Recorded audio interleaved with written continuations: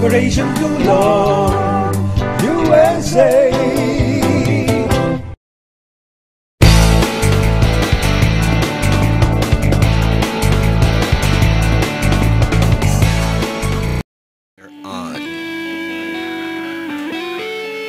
Maraming salamat mga ka-Pilipino at mga ka-OFW. Kumusta po kayo? Inaasahan ng inyong lingkod na kayo po ay sinasapit ng ating himpilan, ang Utusan.tv, ang kauna-unahang internet television station sa buong mundo na nagpa-broadcast sa loob ng inyong Facebook.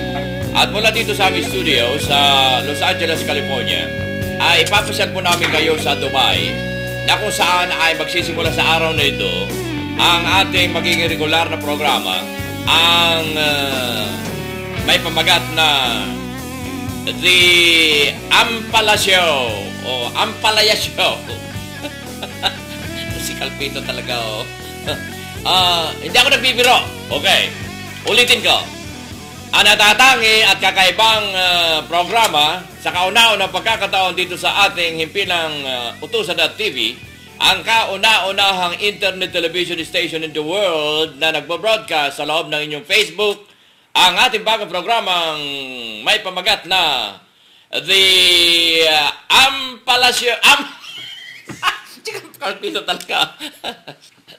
The Ampalaya Show. Yan. Ulitin ko. The Ampala Show. Okay, mga ka-Pilipino, narito po at papasal ko kayo sa Dubai, direct from Dubai, ang unang araw ng ating Ampalaya Show sa magitan ni Amy Ampalaya. Go ahead, batiin mo ang iyong mga tagahanga at mga taga-subaybay from 72 countries sa Utusan.tv. Go ahead. Magandang gabi po, Kuya Manny. Magandang gabi po sa lahat ng mga OFW natin sa buong mundo, lalong-lalo na dito sa Dubai, sa mga kaibigan ko. Especially mention talaga kay Chili Tito. Hi, kamusta ka? Mabuhay ka. Sa lahat ng mga OFW pa din dito sa Middle East, iba't ibang panig ng mundo, mabuhay tayong lahat. Magandang gabi, magandang hapon, magandang umaga sa inyo lahat. Ako po ay makakasama ninyo sa talakayan kasama si Kuya Manny Calpito, ang walang ibang guwapo nating anchorman sa Utusan.tv. Mukhang pinaghandaan niya tayo, mga ka-Pilipino. Kita ninyo? Ha? Marami man nagsasabi sa akin, okay, liliwanagin ko kayo, ha? Marami nagsasabi sa akin na, Kuya Manny, kung saan ka pumubulot ng mga magpaprograma sa iyong himpilan. Mga ka-Pilipino, itong aking isasagot sa inyo. Ang inyong lingkod ay hindi katulad ng mga iba na mga himpilan ng radyo, himpilan ng telebisyon. Na kung mayroon ng anak ng sikat na artista, anak ng sikat na announcer, yun na rin ang i-hire nila, mga ka-Pilipino. Papaano na yung makikita ninyo na may talent? Mga ka-Pilipino at mga ka-OFW, baguhin natin. Ugali natin sa Pilipinas. Kita nyo yung mga artista. Ang dami mga magagandam na may talent, may talino sa acting, pero nakita ninyo kung sino-sino ang mga artista sa Pilipinas. Anak ni Tilpulanong artista noon, uncle niya si Tilpulanong artista noon, ang anak ni... So, mga ka-Pilipino, doon na lamang, pati acting, pati kung saan-saan mga ka-Pilipino, ay dynasty na rin. So, yan ang sagot ko doon sa mga nagsasabi kung saan-saan mo pinupulot ang mga nagpoprograma sa himpilang Utusan.tv. Mga ka-Pilipino, ang ating himpilang ito ay hindi kumukuha ng anak ng si anak at inirecommend yan ni so-and-so. Kung ano nakita ko rito, mga ka-Pilipino, na mayroong potential, ay pinagbibigyan natin sapagkat noong ako ay nagsimula sa aking profesyon, na ngayon ay 48 years na, nandito pa rin ako, mga ka-Pilipino. Nagsimula ako mula sa pinaka-mahirap na daigdig ng isang bata na ang kinakain namin noon ay mais doon sa Tres Reyes, Saguda, Nueva Vizcaya, 15 kilometers away from the town na kung saan ako nag-aaral. Meron ba nagrekomenda sa akin noon, mga ka-Pilipino? Yan ang gusto kong patunayan dito sa ating himpilan, na mayroon talent yung mga kinukuha ko. Bakit kinuha ko si Princess Alia Caser? May talent siya, mga ka-Pilipino, kakaiba. Bakit ko inoferan si Rax Kelly? Sapagkat meron siyang talent na nakita ko. Bakit ko inoferan si Jubilin Bayubay Revilla. Sapagkat mayroon siyang talent, mga Kapilipino. At bakit? Narito ngayon si Miss Ampalaya dahil nakita ko na mayroon siyang potensyal. Tingnan niyo ang kanyang mukha. Pang telebisyon, di ba? Kaya naman, si Calpito hindi pang telebisyon yan. Madaldal lang yan, kaya nandito ako. Okay, so, yan ang sagot ko doon sa mga nag-PPM sa akin na nagsasabi na bakit hindi ko raw kunin si Vilma Santos, si Nora Honor, bakit hindi kunin si kung sino-sino riyan na may pangalan. Hey! Mga Kapilipino, ang ating layunin dito ay hindi para maging popular ang ating himpilan, para sa ganun makatulong sa inyong lahat. Yan ang layunin ng Utusan.tv. Pinanggalingan na natin yung popularidad. Mga Kapilipino, kaya ipasa natin ang inaakala ko makatulong ng kahit papano ang ating himpilang ito. Kaya relax lang kayo dyan. Relax. Dahil darating ang panahon ay malalaman nyo ng aking ginagawa ay may katotohanan. Hindi tayo nagkukunwa-kunwari dito, mga Kapilipino, sapagkat sino, itong tanong ko sa inyo, sino sa buong mundo ngayon na gumagawa ng ganito? Sino sa mga himpilan ng telebisyon at radyo na gumagawa ng ganito? Na walang komersyal, inaabot ang 72 countries, tayo nagpo-programa na kahit na anong oras abutin, ay walang, Calpito, stop it. Wala. Dahil tayo ay naglilingkod na pambayan.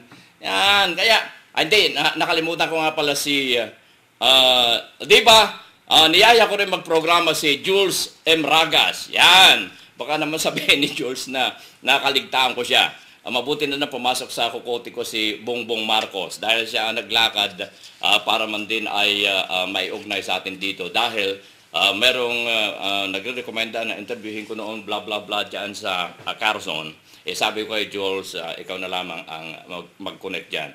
Dahil wala na akong panahon. Sapagkat, mga Kapilipino, ang ating himpilang ito ay, katulad na binanggit, taos ang ating paglilingkod na pambayan. So, ngayon magtungo tayo sa ating bagong tuklas. Tingnan naman ninyo. Ang ngiti lang niya nakabuhay. Dahil nga lamang, ito ang aking sinasabi sa inyo, mga Kapilipino, no? Ang ating himpilang ito ay total public service. Yan. Paglilingkod na pambayan. Hindi po ito komersyal na himpilan. Ito ay public service. Kaya kung ako ay nag-offer sa inyo ng paglilingkod na pambayan, mga Kapilipino, hindi ako maniningil. Kung may naririnig kayo dito, ini-interview ko ng mga politiko, walang bayad yun. Dahil mayaman na ako sa puso. Yan.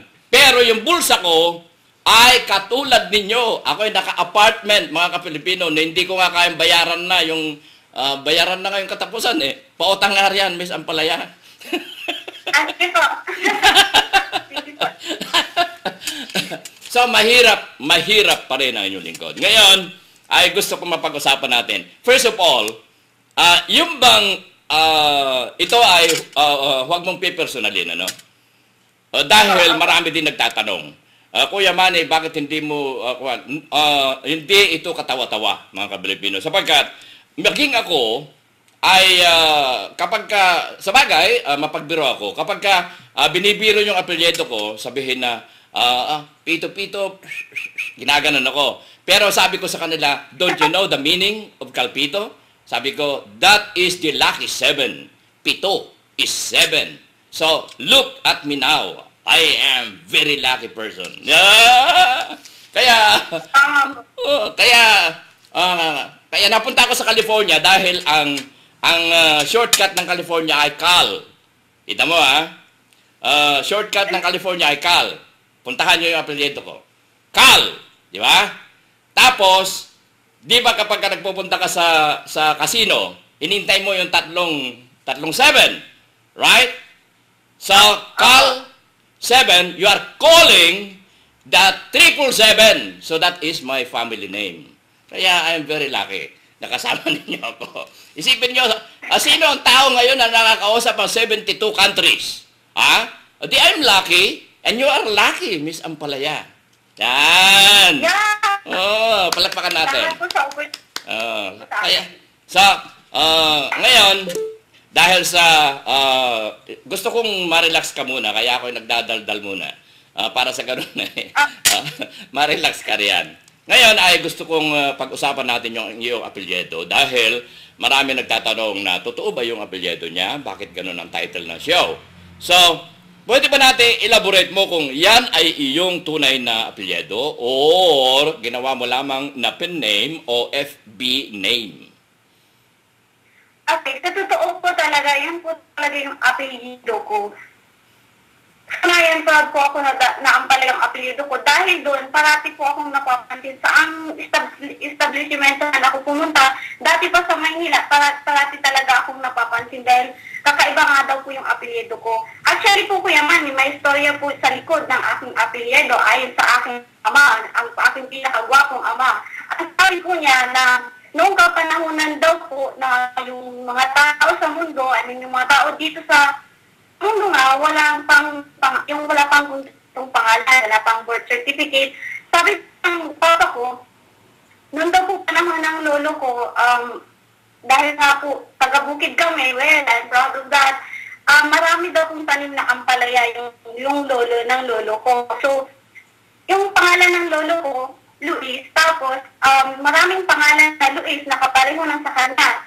Kilala po sila bilang si Luis na aming tanim na ampalaya. So, simula po noon, pag hinahanap nila yung lolo ko, saan po si Luis? Sinong Luis? Yung Luis na maraming tanim na ampalaya. Simula noon, tinawag nila na Luis Ampalaya. Ganun po.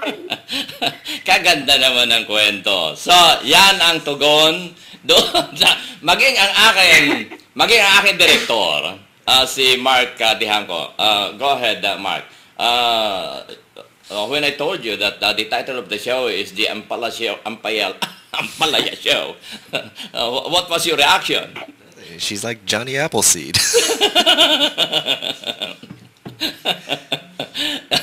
Yeah, at saka mapapansin din sa Amerika. Ganyan din yung mga apelyido ng mga kwan. Don't you have noticed the family names of the Red Indians?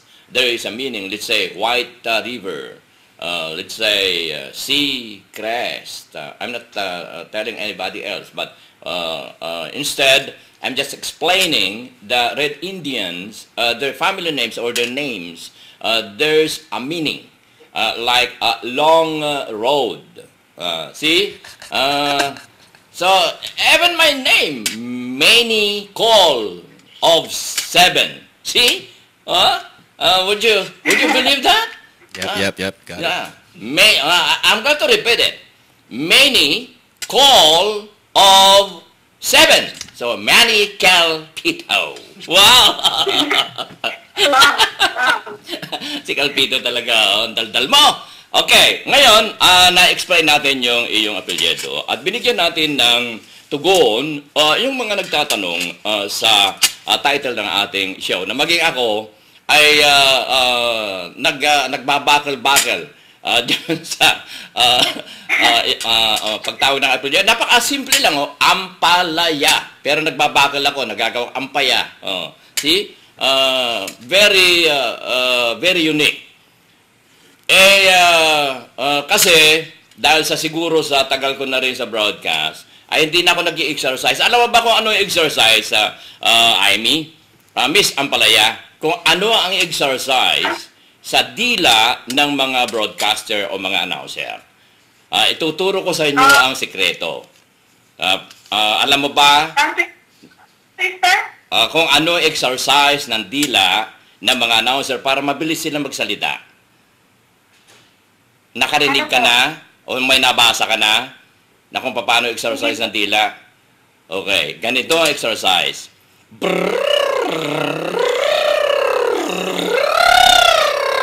Paikutin mo yung dila mo habang yan ang iyong ginagawa. Okay. So, yung dila mo ay lalambot yan. Okay? So, Susubukan po yan. ano? Susubukin ko po yan. Hindi lang susubukin, kundi gawin ninyo every morning, pagising nyo, exercise your tongue. Wala sa libro yan. Yan ay proven lamang ni Calpito sa kanyang kalikutan ng isip. So, at isa pa, ito ay total, ako ay malapit na mag-retire as a broadcaster dahil pagdating ko ng 50 years old, 50 years of broadcasting, ako ay magre-retire. So may 2 taon pa. 48 years na ako sa broadcasting. So, unti-unti kong ipapasa yung mga aktual na hindi nyo nababasa sa libro na journalism. Ito ay aktual na ini-apply ng inyong lingkod. Sapagkat hindi naman ako graduate ng college eh. Napakarami kong kinuha. Kumuha ko ng music, kumuha ko ng science, kumuha ko ng physics, kumuha ko ng photography, kumuha ko ng metallurgy, kumuha ko ng blah blah blah. Wala akong tinapos. So, masasabi ko na yung application ko ng broadcasting ay talaga yung aktual na nanggaling sa akin. So, how did ito ay binibigyan kita ng idea para sa ganun ay ma-practice mo rin ang brain, kung paano mo i-coordinate ang brain sa iyong dila na pinapractice mo, di ba? Every morning, papractice mo yung dila mo para lumambot. O, di lalambot yun every day. Ngayon, paano mo naman papracticein yung brain mo na i-transfer mo yung doon sa dila mo, doon sa sasabihin mo. Okay, here's the technique na ginawa ko. Okay, paggising ko na umaga, pagbangon ko, ay papracticein ko na yung aking brain. Lahat na makita ko, dadaanan ko, dinidescribe ko. Let's say, sa aking kanan ay nakikita ko ang isang upuang kulay brown at tapilok ako dito sa tsinelas na inilagay ko rito sa aking harapan. Hindi ko naayos yung aming sala kagabi at sa bandang kaliwa ay nakahanger pa rin ang aking damit at sa kisame nakikita ko ang isang butiki. So, i-describe mo lahat ang iyong makikita ng everyday. Para sa ganon ay yung brain mo ay magiging mabilis at pupunta sa iyong dila. Yung dinidictate ng iyong brain. Mga Kapilipino, yan po ang mga hindi nyo mababasa sa libro na ipinapasa ko sa inyo at sinasabi ko sa iyo dahil ang ambisyon mo ay palitan ako. Kaya,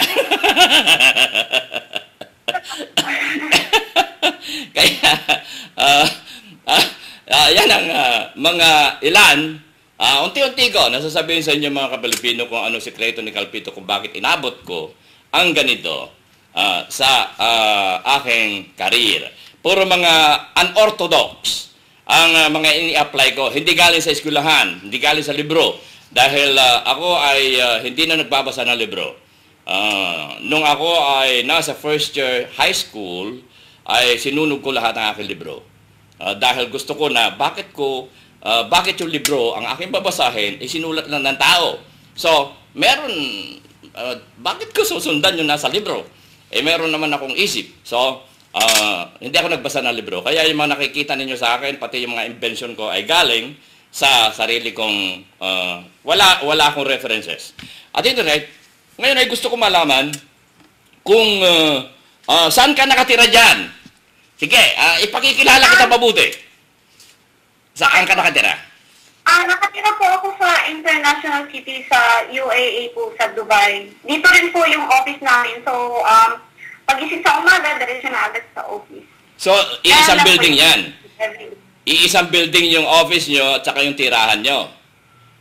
Hindi naman po. Isang block lang. Pwede lang po siya nakahari. Saan naman yung office mo? Diyan sa harapan? Mga ilang hakbang? Or It will take 5 minutes po. Nalalakarin? Opo. Oh, okay. 1 block yon, 1 block. Wala naman. Opo. Kaya ko gustong i-picture kasi para malaman ng ating mga tagapanood kung saan nagtatrabaho, saan nakatira si Ampalaya, Miss Ampalaya, para makilala ka mabuti, may lapit mo sa kanila ang iyong pagkatao dahil ikaw yung kanilang susundan ikaw yung kanilang panunuorin, so at least alam nila na nare-relate nila ang buhay nila sa iyong sa kanilang pinapanood. Doon sa iyong tirahan, ito ay pwede mo sagutin or not. Magkano bayad mo ron? Nariyan pala. Nariyan ka pala eh. Secret. Secret. Okay. Anong oras ang iyong trabaho? Mula po alas 10 ng umaga hanggang alas 8 ng gabi. Pero may 2 oras po kaming break time at saka coffee time. Oh, so relax So, ka. pa kami kung anong oras po kami gusto namin mag-break or gusto namin mag-coffee break, okay lang po. Oh. Basta yung time, 10 o'clock until 8 o'clock in the evening po. So, bali 8 hours lang po talaga yung working time namin. Meron ba kayong punch card or maaliwalas ang pag-control sa inyo ng inyong employer? Meron kayong time card? Opo, meron ka hindi. Yung sa kamay lang po, yung fingerprinting, yung finger scanner. Yung bago ngayon. Opo, pinapans mo na lamang yung thumb mo. Opo. Ngayon, dahil ito ay, siyempre, yung mga iba na mga OFWs, nanonood ngayon, ano ang mga pagkain ninyo riyan? Gusto kong malaman kasi dito sa amin, para at least alam mo, alam din ng ating mga taga-panood, ang kinakain ni Calpito ay napakasimple, isang ulam lang. Ang buhay ko ay napakasimple, mga Kabalibino. Hindi ako ng katulad ng mga napakasosyal. Ang aking taste sa pagkain ay napakasimple. Kaya masasabi ninyo ang aking pagkatao ay simple person. At malalaman nyo kung gaano ako katapat na tao, mga Kabalibino. Bibigyan ko kayo ng example. Ang daanan ng aking sasakyan, iisa. Hindi ako marunong ng paikot-ikot. So, ibig sabihin nun, kung pag-aaralan mo sa psychology ang isang tao, kung siya ay kung saan-saan dumadaan araw-araw, mga Kapilipino, isip nun, ay hindi mo mapagkakatiwalaan dahil kung saan-saan pupunta yon.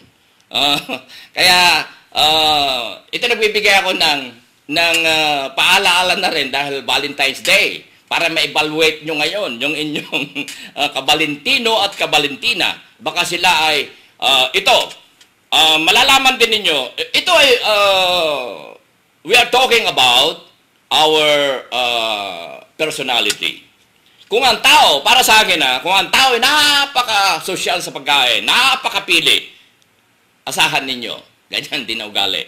Dahil, ayaw niya yung taste na yun, gusto niya yung taste na gano'n, maraming nagdi-divorce niyan.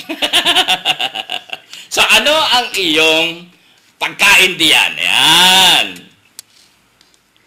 Ako po, natutunan po ako magluto ng Arabic food, kagaya ng tajid, tinatawag nilang tajid, yung chicken biryani, beef biryani, marunong po ako magluto. Kasi sa office po kasi namin, kasama po mga ibang lahi. So, minsan, wala nang parang mag-break time, umuwi sa bahay at magluto ng tuyo. Kaya minsan sa office na talaga ako kumakain, nakikisalo po ako sa kanila. Yun, kinakain namin yung chicken biryani, yung minsan nagluluto din po ako ng tajin, yung food. Pero simple lang din naman po yung pagkain namin. Nagluluto po kami ng, minsan sa umaga, itlog lang at saka tuyo. Yun, sa may kasamang kape. Yun, parang nasa Pilipinas lang. Kasi mga kabayan ko naman din po yung kasama sa apartment, kaya game po kami. Ano ang pagkain na namimiss mo sa Pilipinas? Pagkain namin po sa Pilipinas, yung sa bukid po namin. Saan ba ang bukid ninyo? Sa bukid nun po. Sa bukid Sa nun. Maraybalay City, sa Maraybalay bukid nun. Pagkain po na namin ko doon yung saging na nilaga. Saging na saba. Opo, yung nilaga. Saka yung pinya po pala, yung bukid nun po, kilala po siya na taniman ng pinya. Yun po, namimiss ko na po yung pinya at yung saging na saba na nilaga. Yun po. Ang sarap ulamin yung pinya. Higit na hindi ako nakaka-uwi sa amin, kaya namimiss ko na po. Simple din naman pala namimiss mo. Akala ko namimiss mo yung masarap na adobo, masarap na kung ano-ano. Okay. Kasi alam mo ang namimiss ko sa Pilipinas dito sa Amerika. Namimiss ko yung kapag ako'y nagmamalayo ng sasakyan, namimiss ko yung doon sa karsada, meron nakikitang aso, meron akong nakikitang manok. Sa Pilipinas, mayroon nakikitang baboy na tumatawid sa karsada at napakaraming tao sa karsada. Dito sa Amerika, mga Kapilipino, wala kang makita na aso na naglalakad, wala kang makita manok na naglalakad sa karsada, wala kang makita baboy na naglalakad sa karsada, at wala kang makitang tao na naglalakad sa karsada. Animoy mistulang napakatahimik ang mga lansangan. Hindi ka tulad dyan, punong-puno. Kaya kung hindi ka iingat, ay makakasagasa ka ng tao. Dito wala kang makita na tao sa mga karsada. Akala mo walang tao sa mundo ng Amerika. Dahil ang mga iyan ay yung iba natutulog dahil sa pagod sa trabaho, yung iba ay nandun sa kanilang mga trabaho. Kaya wala kang makita rito na nakakalat ng mga tao. Dahil pag may na nakakalat dyan, lalo na kung mga bata, uhuli ng pulis yan, uhuli ng mga magulang nila. Lalo na kung oras sa pag-aaral, may batang nakita na naglalakad sa freeway or kalye, kukunin yan ng pulis. Tatanungin kung sino ang magulang. Yung magulang ang ikukulong, mga Kapilipino. Nawala yung signal mo. Sandali ha, tingnan natin kung bakit nawala mga Kapilipino, i-dial natin ulit, ano? Bakit nawala Miss Amy ang palaya? Napakaganda pa naman ang aming pinag-uusapan dito.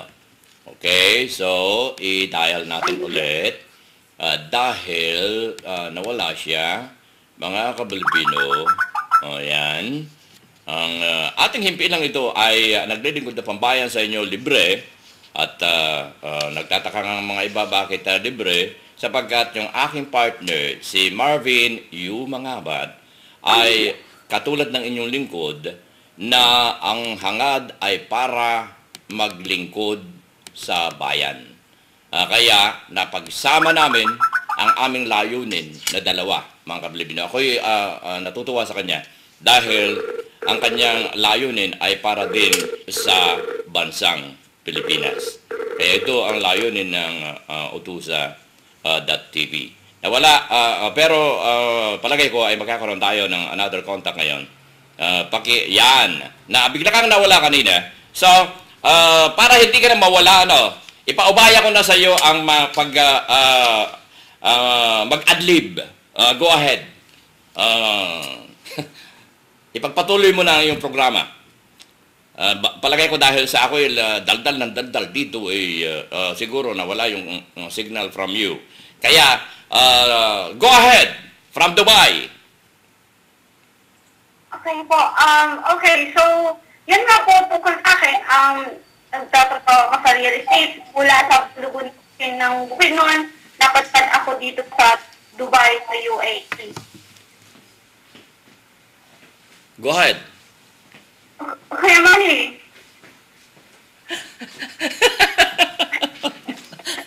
Iiwanan na kita eh. Okay.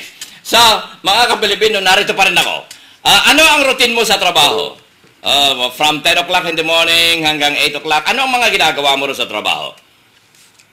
Okay po, pagpasok ko po sa umaga, 10 o'clock ng umaga, diretso po mag-open ng computer at saka mamarketing po muna bago ang lahat. Mag-open muna ng Facebook at saka mag-post muna ng sa mga live, sa mga corrector.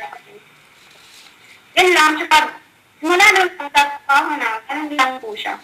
Ano ang mga nature ng mga calls na dumarating sa iyo as a realtor secretary or realtor what?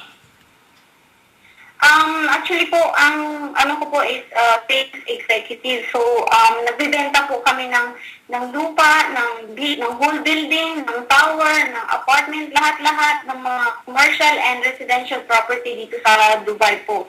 So, ang mga nare-receive ko po na call mostly is from America, from Pakistan, from Afghanistan, from India, yung mga investor po na gustong mag-invest ng kanilang pera dito sa Dubai. Kasi po dito sa Dubai, maganda po talaga mag-invest sa property. Kasi ang property po, nandiyan lang po siya, kahit na gaano po siya katagal, gustong i-keep, nandun pa rin po siya sa iyo. Kaya, good investment po talaga yung property. Kaya marami pong investor na nagdadagsaan dito sa Dubai para mag-invest ng kanilang pera.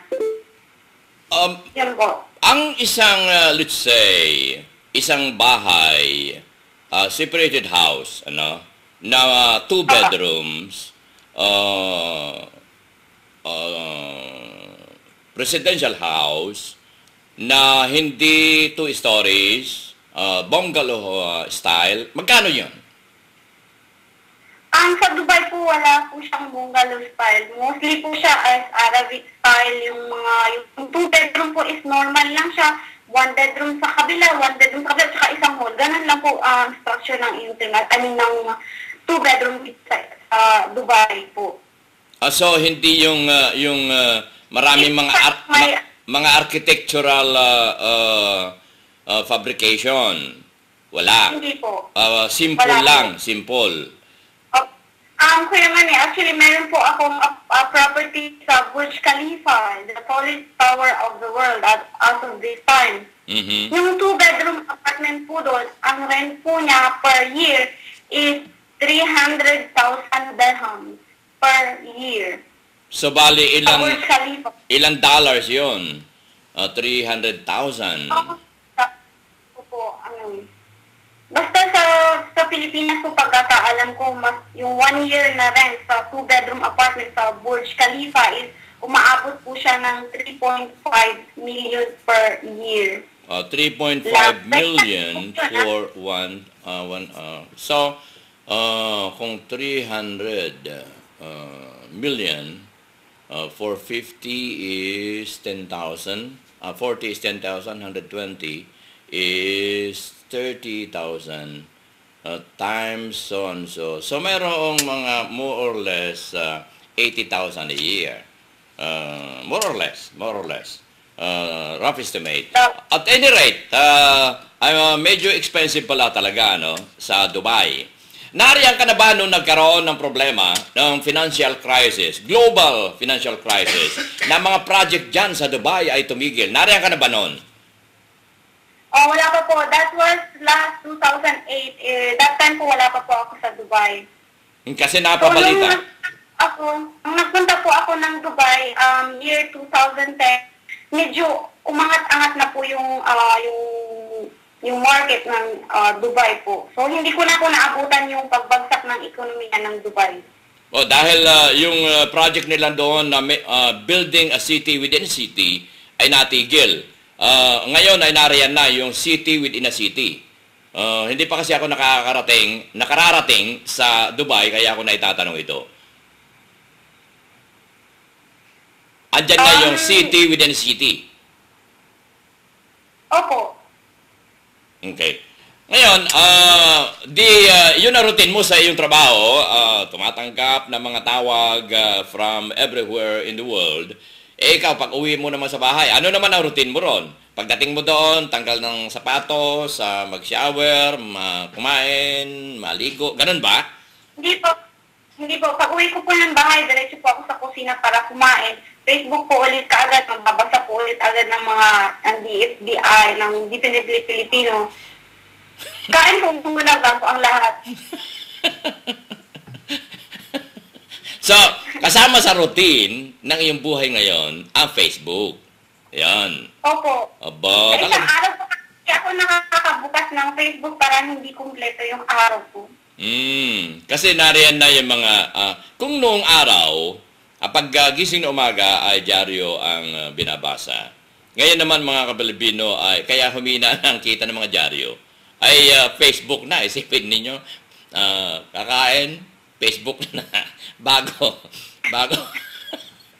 magpahinga. Hanggang anong oras ikaw nag-Facebook? Pasilip-silip lang po ako sa Facebook kasi minsan po kasi kahit nasa bahay na po ako, kailangan ko naman ng email para po follow up ng mga pending na deals namin. Kamukha po nung nakaraan, kailangan ko pong gumising from time to time para i-check yung email ko kasi inaantay ko po yung email mula sa secretary ng Sheikh, yung ruler ng Dubai. Kasi may deal po kami sa kanya yung tower po niya, siya po yung may RN tower, pinabibenta po niya. So may bayad po kami from Libya. So yun po, sinapalo ako po siya. Kahit gabi, nagigising po ako para i-check yung email ko kung sakaling na-receive ko na yung quotation ng mga something na ganyan po. Ano ang communication na ginagamit nyo?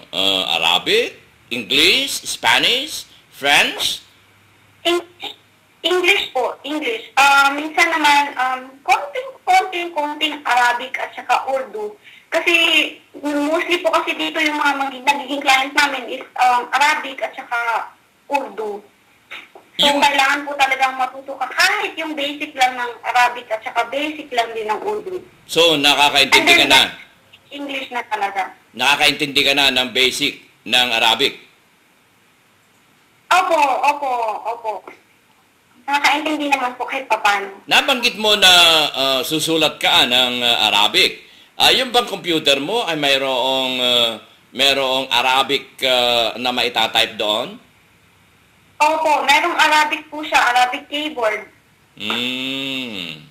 So, design din pala yon sa kwan, ano? Ngayon, tapos na, Facebook ka na, matutulog ka na.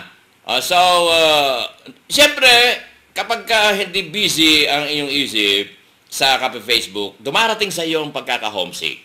Paano mo ito nilalabanan? Bukod tangi sa pag-Facebook. Ako po, nilalabanan ko po yung homesick ko sa pamamagitan ng music.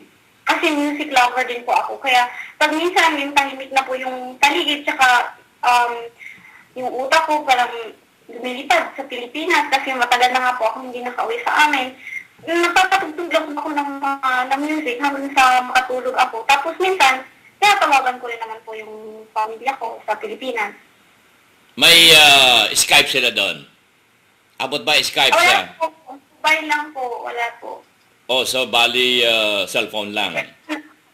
Opo. Siyempre, sa katulad mo na single, ay naisip mo yung kanina ay homesick. Okay. Kanina ay homesick. Ngayon naman ay lovesick. Paano mo nilalabanan yung lovesick mo? Lovesick ko. Hindi naman po ako na-lovesick. Hindi naman po kasi naaaliw naman ako sa Dubai kaya hindi ko po naiisip yung mga lovesick na yan. Kasi marami naman po nagpapasaya sa akin. Yung pamilya ko, yung mga kapatid ko, yung mga kaibigan. So, ibig sabihin ay wala kang iniwanan na kalabing-labing. Ano ba naman tong dialogue ni Calpito, kalabing-labing? Kaihem o sweetheart o darling sa Pilipinas. Wala kang iniwan. Wala po ako sa Pilipinas. Diyan dito po siya sa Dubai. Wow! Nahuli na natin mga ka-Pilipino. Kasi Calpito talaga pakialamero sa buhay. Nariyan siya sa Dubai.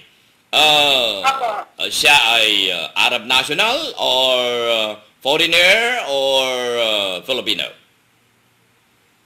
Arab po, Arabi.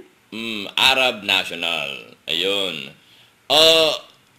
Yung tradisyon at kultura ng Arab, iyan ba ay natatanggap mo sapagkat para sa interpretation ay second class ang woman sa kanila? Natatanggap mo yon? Opo, tanggap ko naman po. Kasi kung marunong ka po rumispeto ng sarili mo, kung nirespeto mo yung sarili mo, rirespetuhin ka rin po ng kapwa mo tao.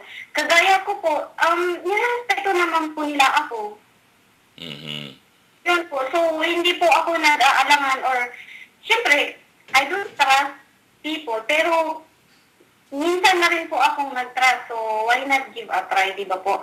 Ibig ko pong sabihin, hindi naman po sa tradisyon or hindi naman po sa kultura, di ba po? Kung talagang kayo, edi kayo. Kung hindi naman, so hanap ulit po ng iba. So, may definitely Cupid ka pala nitong Valentine's Day. Wow! Pinana pala ni Cupido ang iyong puso para maging Valentina ni Valentino ngayong 14 ni Pebrero. Ay, tumula yata ako. Tula ba yun? Ang pana ni Cupido ay pinakawalan at dumapo doon sa puso ni Valentina para maging kay Valentino pagdating ng 14 ng Pebrero. Oh, magaling din pala akong tumula, ha? Ha? Hindi ko akalain na. Ha? Ay, ka-Valentine's kayo. Ano? Ay, ka-Valentine's po ba kayo ngayong 14? Yung aking misis nasa Pilipinas. Kaya long distance Valentine's kaming dalawa. Yan. Kaya alam mo yung mga ito tinatawag na tested relationship.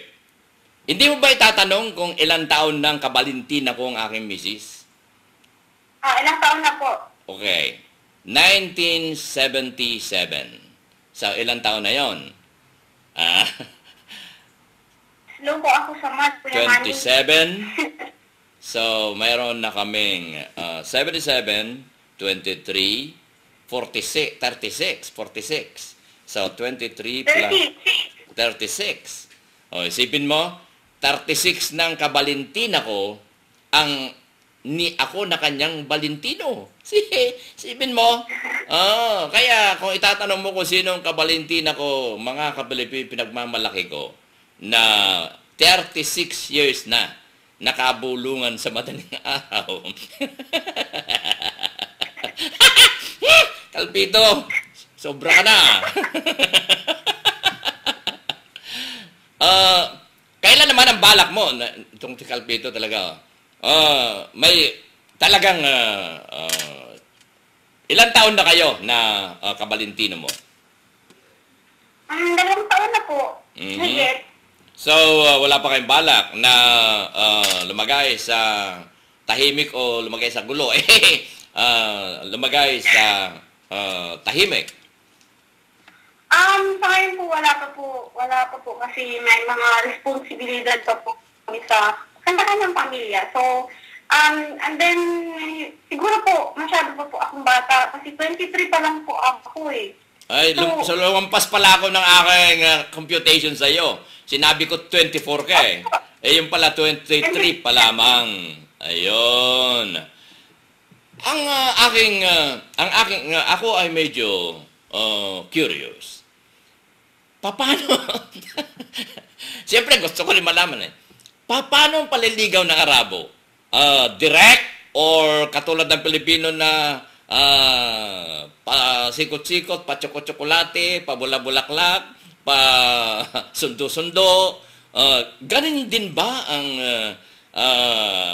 pagligaw ng mga Arabo? Or direct? Katulad ng mga nasa European? Okay pa.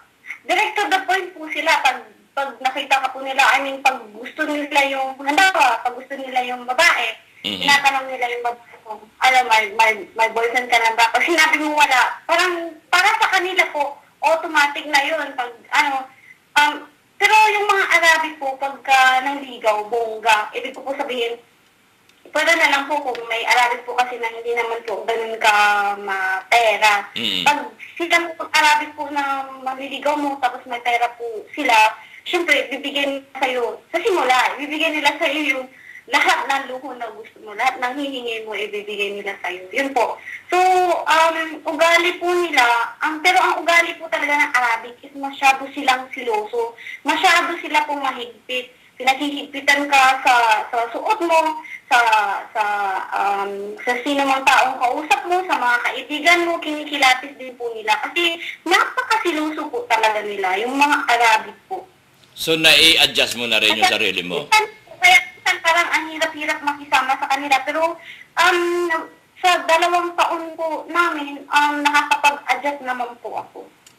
Mayroon din bang silang, katulad ng Pilipino na, "Hey, Amy, alam mo, mahal na mahal kita." Mga ganon din ba sila? Baka po, wala. Ano? Kasi yung mga Arabic po, para sa akin, sa mga nakakasalamuha ko po, mga Arabic po sila nagsasabi ng mga kukunin ko yung picture, yung ibibigay ko sa'yo. Hindi po. Kasi hindi po nila sinasabi yung hindi totoo. I mean, pinakahit po nila yung magsisinungaling ka. So, hindi po sila nagsasabi ng mga mabulaklak ng salita. Direct to the point po sila. Yung bang parang, kahit nga po yung salitang I love you, hindi po nila sasabihin sa'yo kapag hindi po galing sa puso nila. Base po yan sa mga Arabing na nakikilala ko po. Pag hindi ka talaga nila tunay na mahal, mahirap po nila bigkasin yung salitang I love you. Kaya, pag nasabihan ka ng I love you, ibig sabihin totoo yun. Ganun lang po. Para sa akin. Baka sa akin sila nagmana. Kasi the word I love you is just from the tongue. Kasi kalpita talaga. Kaya, napag-uusapan natin to kasi itong kausap ko, single at saka young. So, may apply nyo yung aking karanasan doon sa kanyang karanasan. Kaya, ang mga itinatanong ko ay mawawatasan natin ang big difference between kasi yung mga manliligaw ngayon, lalo ng mga yung susungkitin ko between para blah blah blah blah I love you with all my heart, that though the world will crumple and turn into dust, my love is still endless as this deep sea, mga ganon. Nung ako'y maliit pa, there's a big difference kasi. Ilang taon na yung Cupid mo? Habibi. Ha? Yung Habibi ko. Habibi ang tawag? Habibi? Opo. Habibi as ang sweetheart? Opo. Okay. Yung parang I love Habibi po. Ilang taon na yung Habibi mo? 27 po. 27? Opo. Okay. Still young.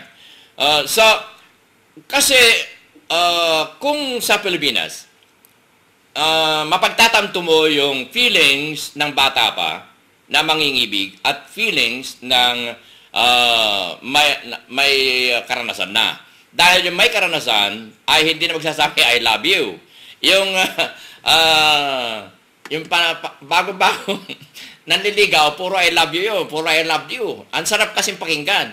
Pero subukan mong watasan yon. After so many years, yung I love you na yon, I hate you. Kaya sabi ko nga, para sa akin, napakahirap bitiwan yung the word I love you. Kasi salita lang yan eh. Galing lang, sinasabi niya, galing daw sa utak, galing sa puso.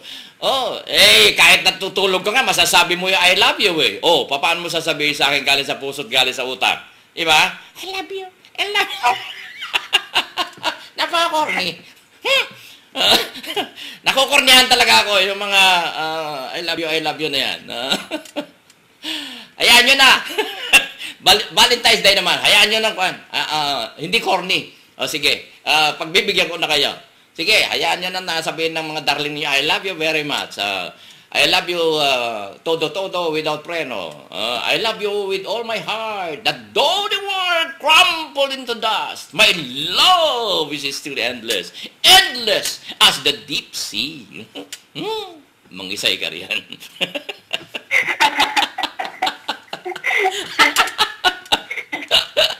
Hindi na ako naniniwala sa ganong-gano.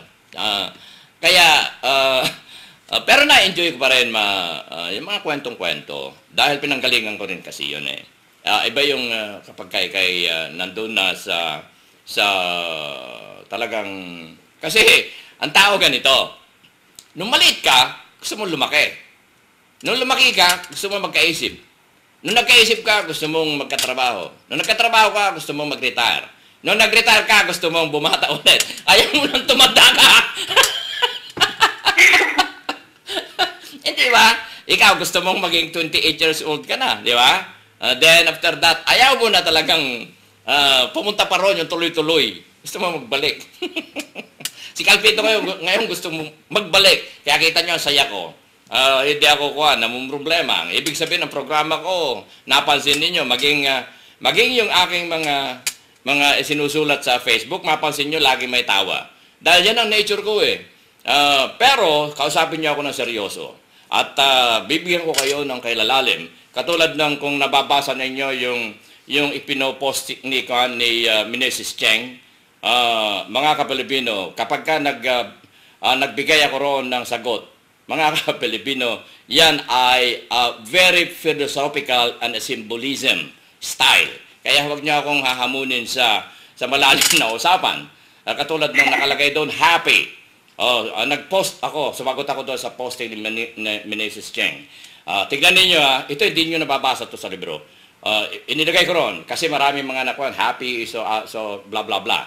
Naglagay ako ron dahil itinag kasi ako. So, siyempre, pag bibigay galang respeto sa mga nagtatag sa akin, ay lagi kong sinasagot yan.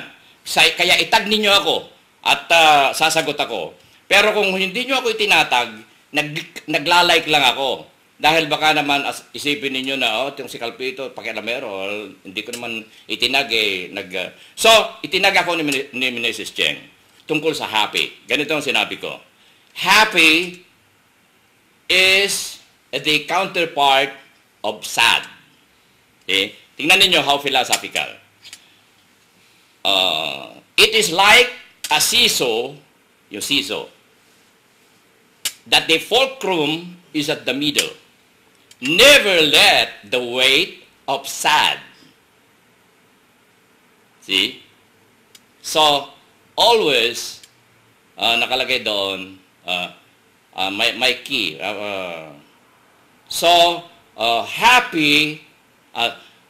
Happy is the key to unlock sad. So, always bring your key to lock sad. Kaya i-lock mo. I-lock mo. Yung susi ng happiness ay dalhin mo lagi. At kapag ka ikaw ay malungkot na, susian mo yung lungkot para hindi makalabas. Nandun na siya. Nakalock na siya. So, that's how I do it.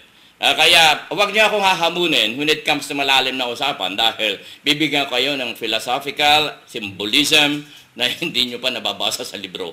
Dahil si Calpito hindi nagbabasa sa libro yan. Gumagawa ng sarili niyang libro. Okay, so ngayon ay once a week muna ang iyong programa, no? Dahil ayoko namang agawin yung panahon mo, lalo-lalo na at kung may mga earlier na guest ay maaagaw yung alas 11. Kaya mapupunta ka sa alas 12 ng hating gabi. Ayoko na maagawin. So ilalagay natin sa ganito, gabi ng Huwebes para kinabukasan wala kang trabaho. Right? Ayos na ayos. Ayos na ayos. Okay. So bibigyan kita ng 15 minutes para magprogramang sarili mo. Aalis ako dito. Ibibigay ko ang mikropono. Go ahead. Ngayon ako ba? Parang hindi pa po ako handa. Ganun ba? Sige. Okay. So, mga Kapilipino, gusto kong iyain kayo na laging panoorin every Huwebes ng alas 12 Dubai time. Kasi pareho kami ng oras. Yun nga lang, baliktad. Ang alas 12 dito ay tanghali. Doon naman alas 12 ay hating gabi sa Dubai.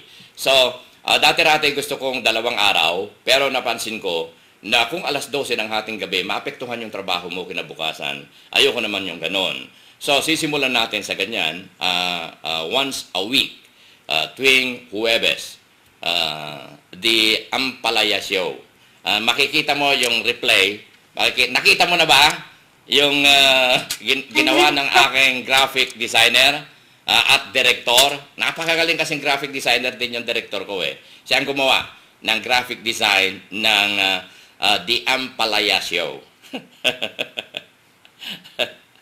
Hindi ko pa po nakita yung logo, I mean yung banner. Okay, makikita mo pag-reply namin. In an hour or 2 hours, ay i-replay ko ito sa ating himpilan.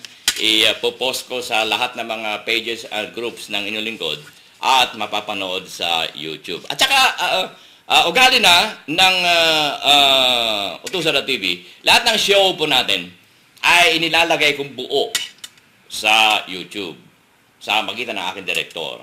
Dahil siya ang aking siya ang nag-asikaso lahat yan.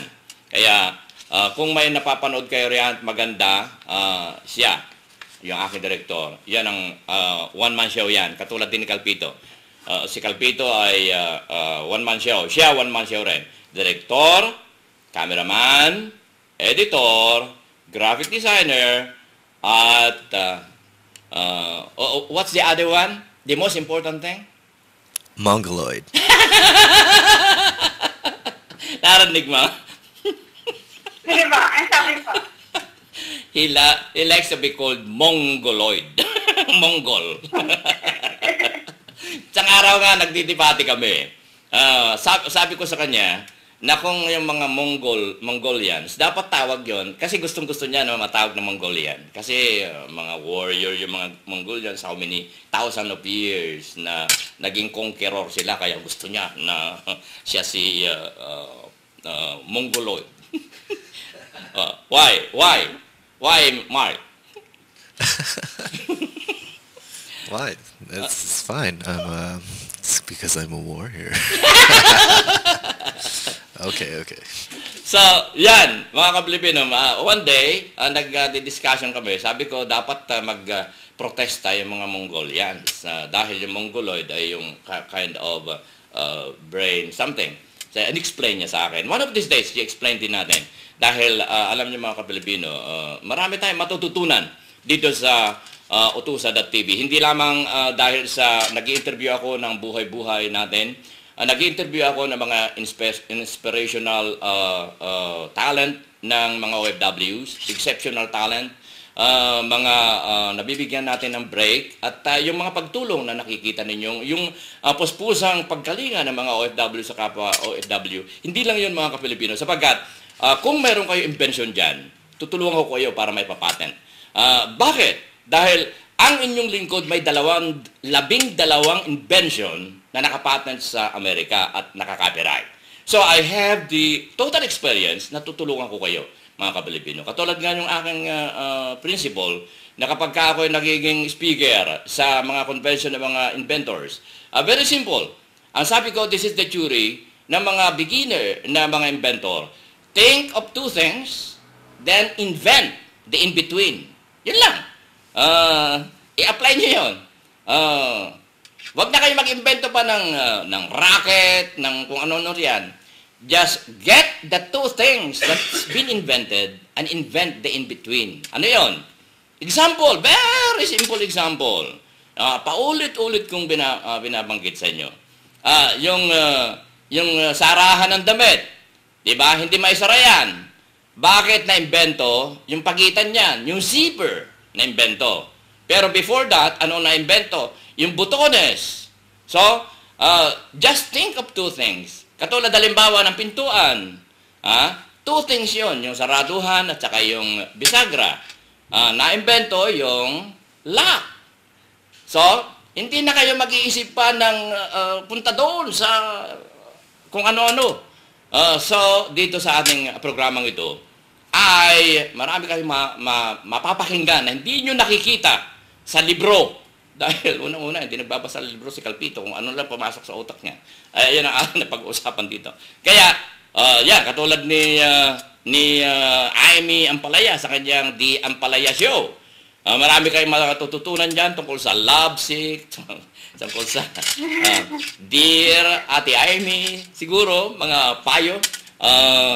Kung halimbawa, ako ay na-in despair at papayuhan mo ako, ano ipapayo mo sa akin? Ang dahilan kung bakit ako na-in despair ay dahil yung darling ko na iniwanan ko sa Pilipinas ay nung umuwi ako, ay meron ng bago dahil sa malayo daw naman ako.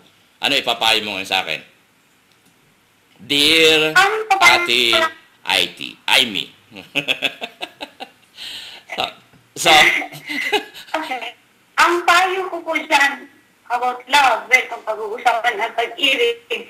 So, kung halimbawa, kung ganyan yung sitwasyon, so, definitely po, hindi talaga kayo para sa isa't isa. At saka, kung talagang mahal ka niya, magiging strong po siya para intayin ka. Hindi yung baluktot na katwiran na kasi malayo ka, kasi long distance relationship pa, kaya naghanap ako ng pag-ibig or kalinga sa iba. Maling po yun. Isang napakamaling pag-iisip po yun. Kasi para sa akin, kung mahal mo talaga yung isang tao, hindi ka gagawa ng isang bagay na masasaktan siya. Kumbaga, kung long distance relationship kayo, time will come naman na babalik talaga siya, uuwi siya sa kung saan siya nanggaling. Halimbawa, kung nag-abroad siya, of course, uuwi naman talaga siya sa Pilipinas. Yun nga lang, sabi nga nila, wait is the best virtue. Yan po. Wow. Kasi hindi naman namadali ang buhay eh. So, day by day, kailangan nating magsaya, day by day, kailangan nating, we need to live our life every day. So, hindi kailangan magmadali. Ganun po lang. Ano naman ipapayo mo doon sa nang-agaw sa aking darling doon? Kasi yung darling ko doon sa Pilipinas, pagpalagay natin, nakipag-darling doon sa kabilang laki. Ano naman ipapayo mo doon? Papayo ko po dun sa Escabecheng Pusit ni Ate Moniz Kalugay. Papayo ko po dun sa nang agaw, yung kumbaga po, nang agaw dun sa daling ko. Papayo ko lang sa kanya na ingatan niya mabuti kung talagang mahal niya yung daling ko, ingatan niya mabuti, mamahalin niya kagaya ng pagmamahal na ibinigay ko dun sa daling ko. Dahil kapag sinantan niya ang daling ko, ako ang makakalaban niya, ibalik niya sa akin. Hindi ka magagalit? Hindi ka magagalit? Magagalit, siyempre. Pero kung mahal ko talaga yung dating ko, tao lang naman din po, nagkakamali. Siguro, may second chance. Pero hindi talaga totally na, ang tawag nito, yung totally na magtitiwala ulit. Pero why not give another chance? Yun lang, masasabi ko dun sa nang-agaw sa daling ko na mamahalin niya talaga yung daling ko kasi inagaw niya sa akin. Alam naman niya na daling ko yung inagaw talaga niya. Ibig sabihin, gusto niya yun. Tinanggap niya kahit nandito ako. So, alagaan niya mabuti. Halin niya kagaya ng pagmamahal ko. Hindi ka gaano masasakta. Hindi. Siyempre, ang sakit nun. Isipin mo. Nangako na kayo, pakakasal pagdating doon sa Pilipinas, pagkatapos nalaman mo, siya ay nasa piling ng iba. Hindi mo siya kukulamin? Hindi po, siguro. Sasakalin ko lang siya hanggang kumamatay siya. Mga ganyan.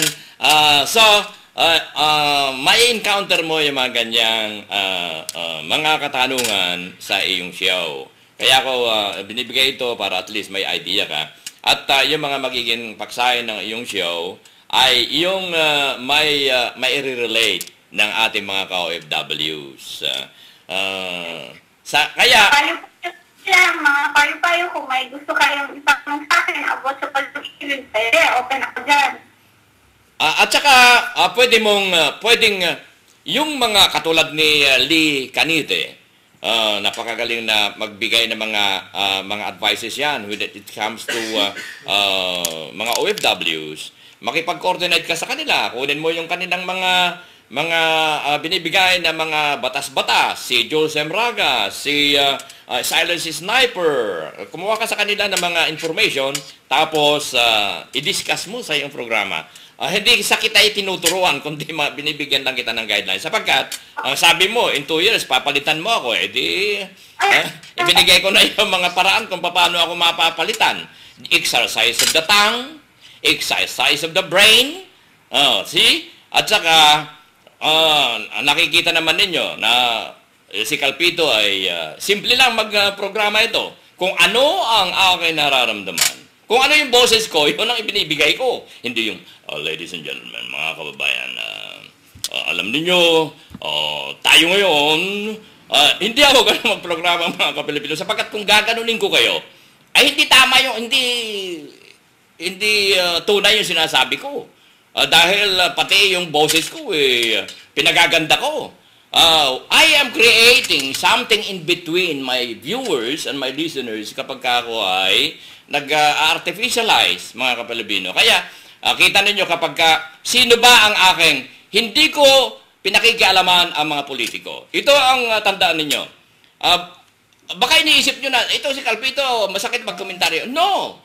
Sapagkat, ang sinasabi ko ay yung nararamdaman ko bilang isang mamayang Pilipino na bumoto sa kanila. Kasi yung mga nasa bukid, hindi naman nila maiparinig yun eh. Iyon ang damdamin ko. Kaya hindi ako nagagalit sa mga politiko. Sa halip, ito ay pagkain kaisipan para sa kanila. Hindi ko sinasabing wala silang pinag-aralan. Sila ay matatalino, mga kapalibino. Sila ay galing sa mga eskwelahan. Intelihente mga yan. Pero ito ang ating hamon sa kanila. Ang intelligence ay hiram nila sa eskwelahan yan. Hindi mo alam magbasa kung hindi mo hiniram yung ABC.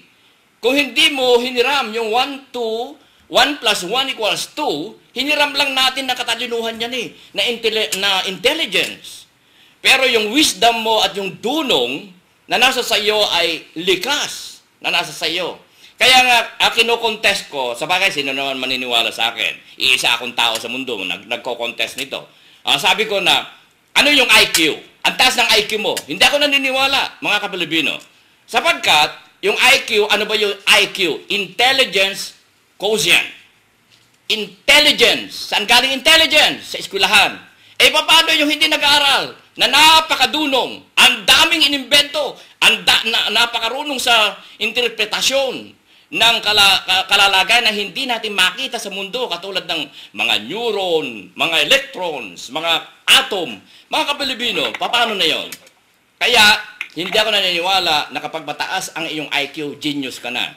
Dahil napag-aaralan ang intelligence. Galing yan sa eskwelahan, mga kapilibino. Naniniwala ako riyan. Sapagkat, ako ay hindi po nagtapos ng pag-aaral. Dahil sinusunog ko ang libro. Dahil hindi ako naniniwala doon. Dahil puro na lang question yung naman ng libro. Kaya pasensya na po kayo para sa akin mga tinatalakay dito. Pero yung mga tinatalakay ko dito ay katotohanan. Katulad ng, ewan ko kung napanood nyo na yung video ko. Yung simulang mga video ko na I prove that the world is composed of circles and lines. Lines and circle is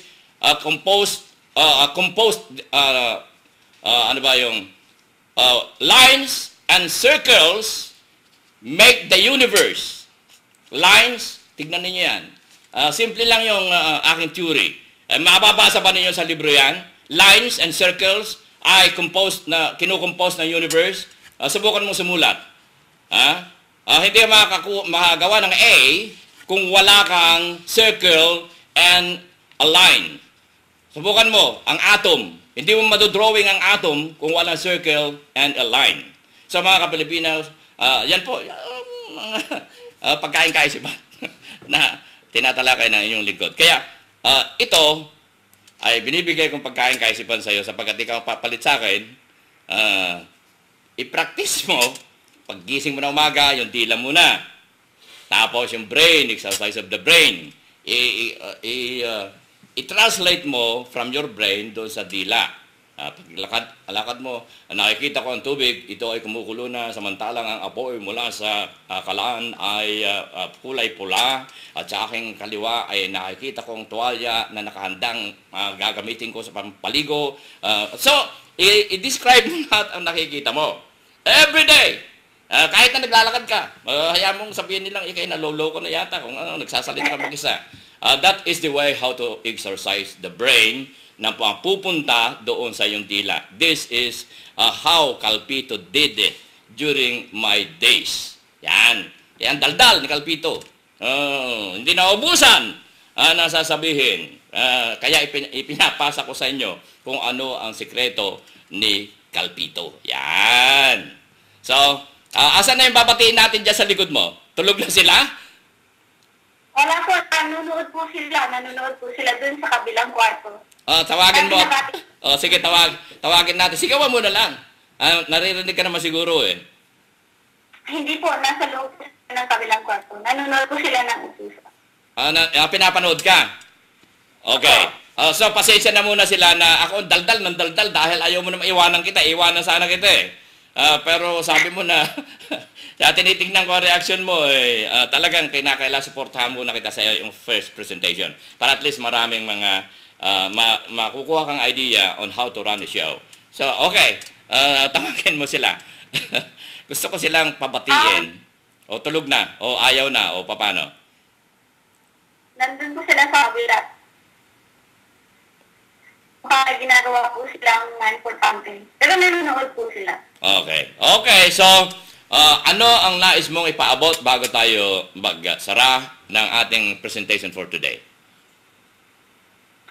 Ang nais ko lang pong ipaabot sa lahat ng mga ka-OFW ko, sa lahat ng kababayan ko sa buong mundo na ngayon nanonood or nakikinig or manunood pa lamang sa replay, maging dream big at saka maging matyaga po tayo at maging masipag, maging straight sa buhay. I mean, yung meron ka talagang dedication na meron kang goal sa buhay na ito ang gusto kong abutin. Kasi pag wala ka kasing dedication, wala kang goal sa buhay, parang everyday na nagawang parang enough lang sa'yo. So, dapat magkaroon ka ng isang goal na gusto mong abutin para pag-isip mo is magsisikapan mo pa siya para maabot mo yung goal mo or ma-reach mo yung kung ano man yung gusto mong mangyari sa future mo, sa buhay mo. Kasi, para po kasi sa akin, ako talaga lumaki ako sa probinsya na walang-wala. Tapos, sa totoo lang, hindi na talaga ako nakapagtapos ng pag-aaral. Pero dahil sa yung pag-iisip ko, gusto kong gawin ang isang bagay kahit na imposible. Pero kung itatry ko naman siya, so, why not, diba? So, yun nga po, nagkaroon ako ng goal na gusto kong ganito, gusto kong magtrabaho sa ganito, gusto kong makarating sa ganito. So, pinagsikapan ko po siya. Lahat po kasama na doon, yung prayer, yung sipag, yung dedication po sa life. So, kung mga failure po kayo, huwag po kayong pawalan ng pag-asa kasi habang may buhay, may pag-asa. Kaya niyo po yan. Kaya po natin po. Mabuhay po tayong lahat. Mabuhay ang lahat ng OFW. Yun po. Mga kabalubin ninyo pong napakinggan, Amy Ampalaya, sa introduction ng kanyang The Ampalaya Show, ang inyong kagapay sa hirap at ginhawa, ang inyong Kuya Manny Calvido po, self-declared, ama ng OFW, maniwala kayo at hindi,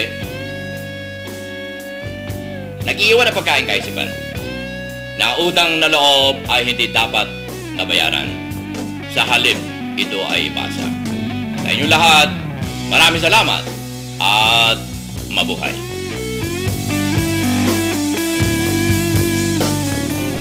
Operation Tulong.